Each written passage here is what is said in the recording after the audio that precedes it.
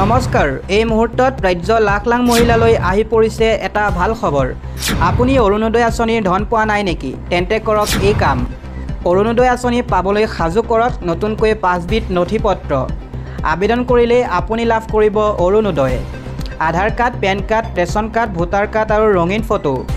অৰুণোদয় নোপোৱাসকলে এই 5 বিধ নথিপত্ৰই কৰিব লাগিব আবেদন গাঁও সভাত জমা দিব লাগিব এই নথিপত্ৰ যোগ্য হিতাধিকাৰীয়ে লাভ কৰিব 1250 টকাকৈ অৰুণোদয়ৰ ধন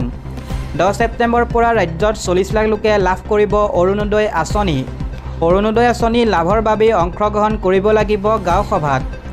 যিসকলে অৰুণোদয় আঁচনি পাই আছে আৰু নতুনকৈ পাব সকলোৰে অংশগ্ৰহণ কৰিব লাগিব গাঁও সভাত অৰুণোদয় নোপোৱাসকলে গাঁও সভাত জমা দিব লাগিব প্ৰপত্ৰ গাঁও সভাত প্ৰপত্ৰ জমা দিলেই লাভ কৰিব অৰুণোদয়ৰ ধন এই সন্দৰ্ভত মুখ্যমন্ত্ৰী হিমন্ত বিশ্ব শৰ্মাই কৰিছে ডাঙৰ ঘোষণা